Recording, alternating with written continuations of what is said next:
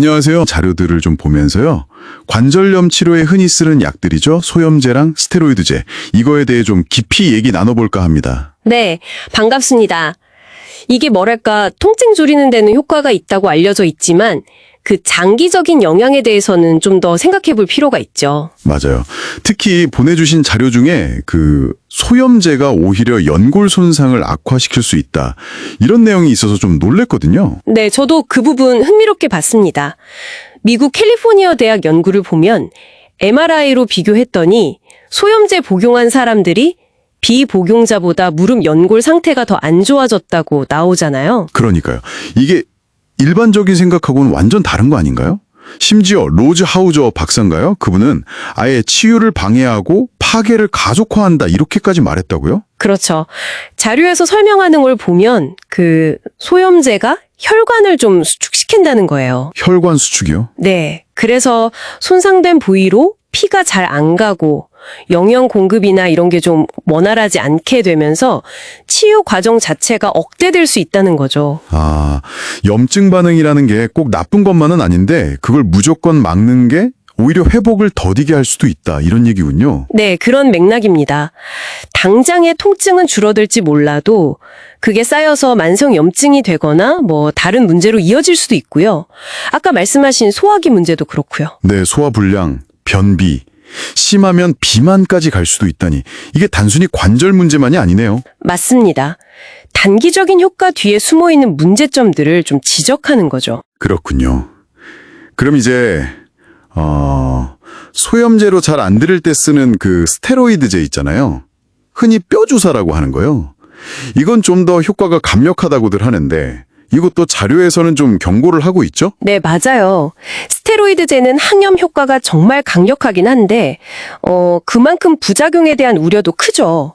자료들을 보면 장기적으로 사용했을 때 칼슘 흡수를 좀 방해해서요. 칼슘 없어요.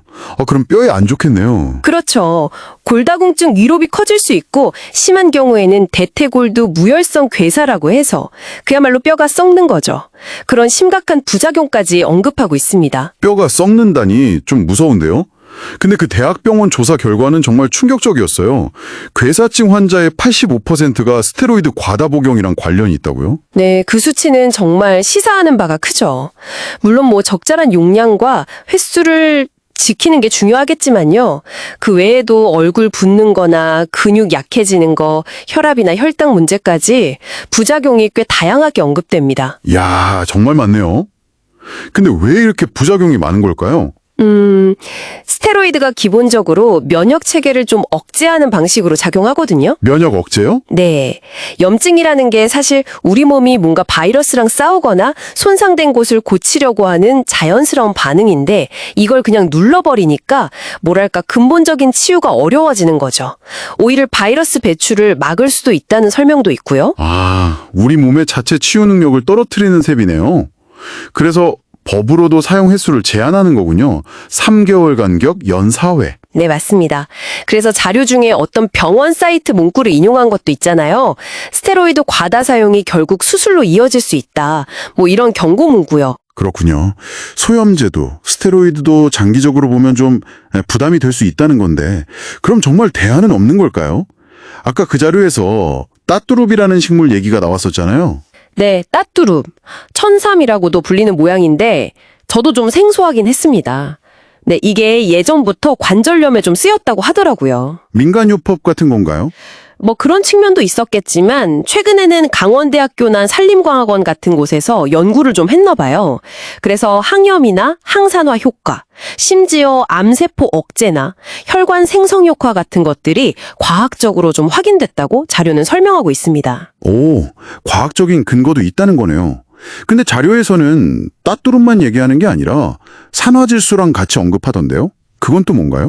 네, 그게 또 흥미로운 지점이죠. 산화질소, NO라고 하잖아요. 이게 우리 몸에서 원래 만들어지는 분자인데 혈관을 좀 넓혀주고 혈액순환을 돕는 역할을 하거든요. 아, 산화질소가 혈액순환이에요? 네, 그래서 자료의 주장은 이 따뚜룹하고 산화질소가 같이 작용하면 염증 제거뿐만 아니라 혈액순환 개선, 그리고 심지어 연골 재생 촉진까지 도울 수 있다는 겁니다. 연골 재생까지요?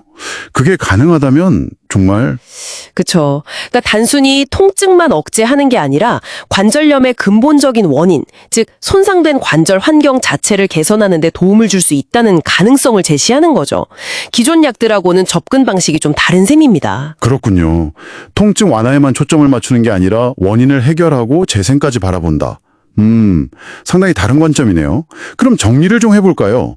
오늘 살펴본 자료들을 보면 소염제나 스테로이드제는 단기적으로는 통증을 줄여줄 수 있지만 길게 보면 오히려 연골이나 뼈에 안 좋은 영향을 줄 수도 있다. 이런 경고가 있었고요. 네.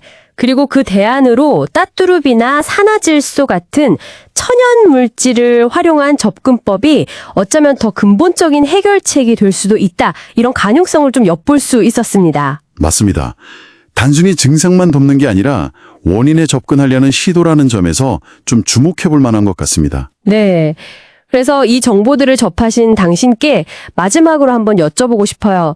당장 느껴지는 관절의 불편함, 그 즉각적인 편안함과 장기적인 관점에서 본 관절의 건강, 이 사이에서 당신은 어떤 균형점을 찾아가야 할까요? 이 질문에 대해서 한번 스스로 깊이 생각해 보시는 것도 좋지 않을까 싶습니다.